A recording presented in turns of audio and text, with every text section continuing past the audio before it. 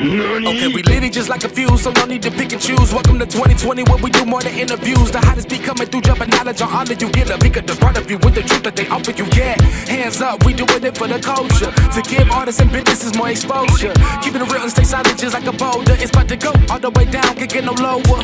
Chasing my dreams, know that they get no slower. But if I stay running, I promise they getting closer. Moreover, success my older. And if you're sleeping on me, I'm waking them up like Folgers. I told you, coming from the land with the tide roll. Well, we'll be on a whole different vibe though. We like to ride slow and keep our windows tinted so you really can't see us. Like Stevie Wonder waking up with his eyes closed. Yeah, got the kind of flow that rock the boat. On my 16s of pounds of dough. And if you figure you can hang with me on the mic, then grab some rope. Matter of fact, better grab some hope. While you at it, we keep it live, it's time to tune in. Turn up the sound on what you're using. It goes so hard, I think it's bruising. The show is 2020, no need to zoom in. Yeah.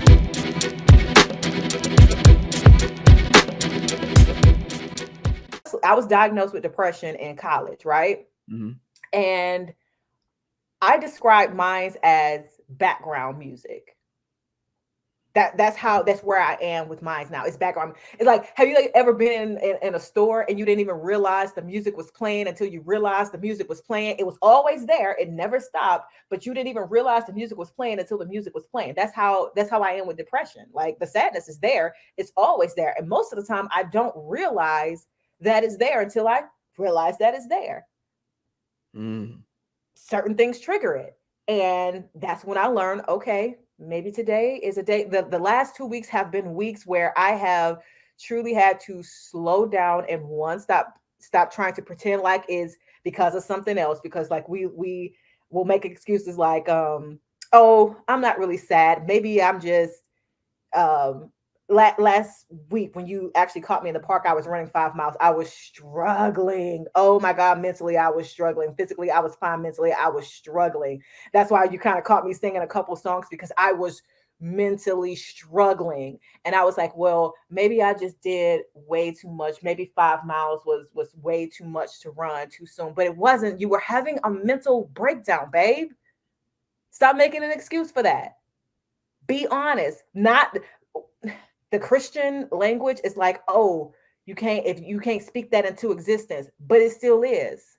Yeah, it's already I'm still sad even when I don't say it. In fact, I really can't deal with the fact that I'm sad until I say out loud, I'm sad. And let me figure out how I'm going to go through this emotion. Not necessarily fix it. I don't need to fix it. I don't have to turn off the music in the store. But I need to allow it to go back to the background and stop being the damn soundtrack. Respect. Respect. Because I noticed and not because me and my girl, we were awkwardly staring at you because we were unsure if it was you or not. Yeah. And I'm like, nah, she ain't running no park here. Not just randomly. You know what I'm saying? They're like, this personality is not right there. Yeah. And then she looked at you and then went to Instagram and held it up to you as you were running. And I was like, oh yeah, that's her. Yes. One time for your girl and her detective skills. I love that. She was good. She's good. Good. I love that for her. But yeah, that was me. Y'all like caught me in the middle of, and you probably looked at me and you couldn't even tell that mentally I was struggling, but I was. Couldn't. You looked like you were doing fine. Looked like you were just focused on your run and singing. I was focused on not having an emotional breakdown in that moment. And that's how so many of us are moving through this life right now. So many of us are moving through it just like that, just trying to keep our shit together. And we look like we got it together behind the scenes, behind the brain. It was struggle central. But again, also my identity is not in my struggle, but I'm also not carrying any shame if I struggle anymore. I hear that. Because it's very moment. Everything is a moment. Nothing is permanent. Nothing. That's gonna change in just a minute. But while it's here right now, what is it teaching me? Right. I'm looking at that from a career aspect as well. Mm-hmm. I recently got the job that I wanted about. Hey, congrats. I know, right? About 7 months ago. I got the job that I wanted. I had been working there for almost a year. Mm-hmm. And they was like, you know what? Screw that. We bring you on fully. And I'm like, yay, great. So I'm loving my job. I'm learning. I'm getting sent to places to get training and seeing more of the world than I knew, So I'm really enjoying it. And that's when I really paid attention to the words you were saying on this last episode. Especially you gave another analogy. I feel like I'm just goddamn quoting you. Look, I am the queen of analogies, okay? Good. So I don't feel weird. But you gave the comparison about going out and having fun like you were drunk. And I knew exactly what you meant. It isn't so much as like showing your ass. It's just enjoying life without any inhibition, like anything just holding you back, just being free in the moment and just embracing it for what it was. And it's been a minute since I've done that. Yeah.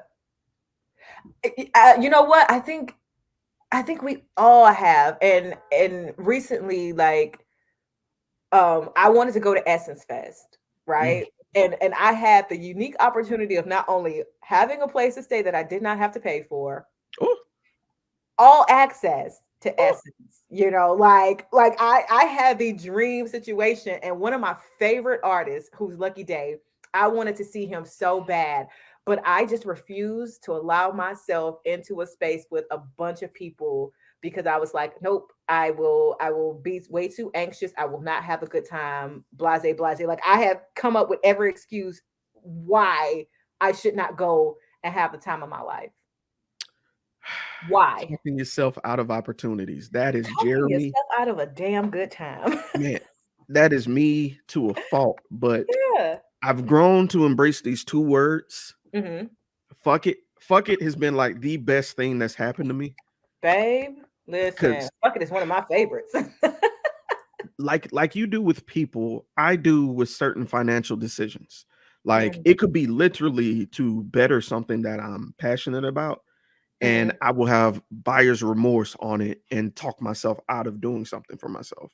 And just, I want to say over the last month, I had my lady friend approach me and be like, yo, you take care of everything. It's okay. Yeah. And I started doing research on why I have such an issue of making purchases. It's trauma, just like you were saying. It was growing up not having, and when you do make a purchase, you feel like you're making an irresponsible purchase because it could go to something that you need, but not knowing you've already met all of the needs that you have already. That is like, especially with this like rent increase, I'm like, oh, but you know what? What's funny is every time, even with the rent increase happening, there was always a provision already in place. It's true. Like that. We are living in a time where we are so abundant that even if something, again, like the rent increase happens, there's already a provision down the line, and sometimes we don't see it because it's further down the line. But sometimes it's just having that faith until you get to that point. But we be trying to cross bridges long before we get there. Oh, that's why half of us experience anxiety. You don't need a pill for that. You need to stop living in a space where you haven't even been yet. Like, stop going over that. Like, you trying to it's almost like, being at the bottom of stairs and just expecting to be at the top. Like, baby, you ain't even gonna try and walk up these stairs. You just like Harry Potter to the top. Right. Look, you better stop pulling my card, cuz. Right. Like let's go through the process of walking up these stairs. Our anxiety tells us that we got to get to the top, but it never breaks down the process of us getting to the top of the stairs. Just, the fact that we got to get to the stairs is all we know. What we know is eventually I got to pay this rent. Now, I don't know what the process is along the way, but I know I got to pay this rent. Meanwhile, along the way, halfway to my destination, the provision kicks in, and I shouldn't have had to worry about that to begin with. But I have psyched myself out of so much shit because I create these scenarios that do not exist. And I do the same thing, like you said, with money, because I have grown up in a household where there was this illusion of there not being enough, but there was always enough. There was always enough, but the illusion was there wasn't enough because just like a lot of Black people, my father grew up, his father died when he was in high school. And so his mother was by herself with 5 kids, making something happen. And so he had this idea that there was never enough. Meanwhile, there was always enough. The needs were always met. And some of the wants were met too. Some of the desires were met too. But he couldn't see that because he was so focused on, well, what happens when the next time I need? The next time you need is already covered. Right. The next time you need is already covered. Why are you already over there? Okay. Stop trying to jump from the bottom of the stairs to the top. You got to process. You got to walk up the stairs to get to the top. Stop trying to jump from the bottom to the top. That is crazy. You know, I was listening to one of the few pastors that I enjoy, Stephen Furtick. That white guy speaks to my soul, and it's hilarious because I always refer to him as that. If I get to interview him, I'm gonna make sure I tell him that. But Hey. but he says success and the journey is not this grand adventure you think it is. It's just a series of small steps. Bruh. You know what's crazy? I got into this business 10 years ago, and the goal was to be syndicated. And in April of this year, I got that. My voice is heard in over 40 markets across the country, including spaces like Chicago, Las Vegas. Like, I am on the legendary WGCI. It blew my mind because like that was one of the spaces I wanted to do radio, and I wanted to be on WGCI. I am currently on WGCI, and I don't know what to do with the fact that I have achieved this goal. It doesn't feel like I thought it would. I had like this grand, this is what it's going to look like when I finally achieve all of this stuff, but none of that. I know exactly what you mean. None of that happened. Now, am I happy? Absolutely. Am I putting my heart and my soul into this? Yes. But I feel like now I can see it for what it truly is, which is a drop in a bigger ocean of things that I desire and things I want to achieve. Because that was the overall goal. And now I realize I don't have to have one goal. I don't have to have one purpose in life. I can have several. Who knew? I'm not there yet. And I think that's the scary part. I'm still focused on my one goal, which is similar to yours, is to I love this city. I love this city from the bottom of my heart. Yeah, I feel you. My biggest thing is, you ready to go? Are you from Mobile? Like I am born and raised, and I'm ready to go. And I do not dance around that because when it's all said and done, I'm going to be as honest as I possibly can. That way, any of the highest powers of this world can hear me when I say it was fun, but I'm ready to go. I'm coming to that because I'm seeing the end of this stretch for the last, like, I've been doing this since 2018.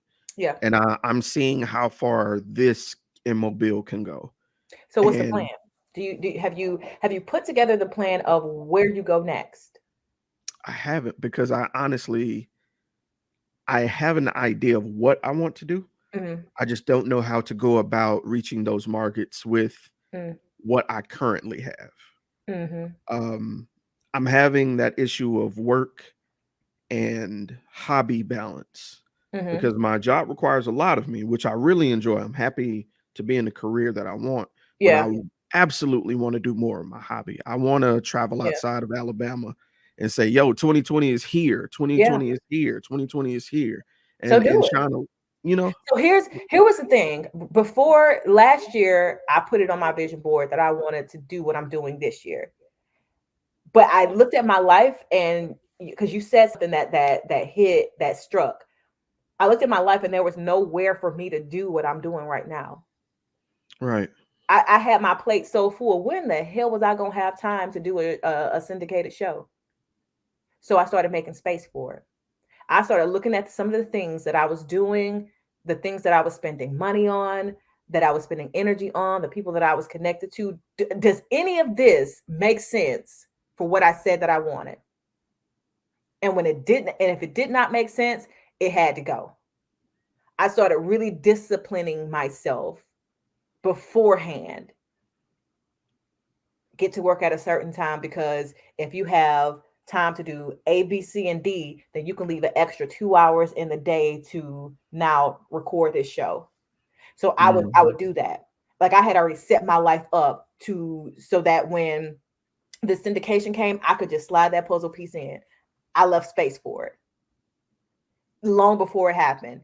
It took a whole full year and some months, a year and some change, but I already had space for it because I told myself I was serious about what it was that I wanted. So I started making space for it. That's the thing about manifestation. Like everybody's like, oh, you want to manifest? Wait until the new moon. And we sit in our little postures and I want this. I'm manifesting. But manifesting is a process. Okay, so you want to manifest your dream home. Babe, do you have down payment money for your dream home? Right. No. Okay, so have you come up with a plan for your down payment for your dream home? Not to mention the job that's going to maintain said dream home. Okay, manifestation is a process. Again, if you want to get to the top of the stairs, you got to climb them.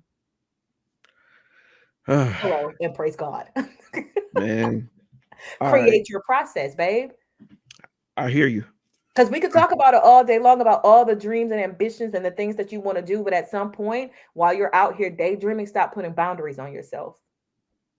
Go get your shit. You want it, go get it.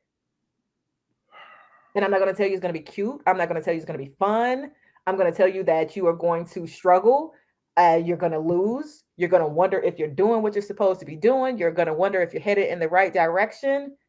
This shit is going to get crazy. You're going to lose some sleep and maybe even your damn sanity. It's part of climbing the stairs. I want that though. I know is So go get it. We keep waiting for this predestination thing to happen, right? Because it's all already figured out for us. Without works, though, it's dead.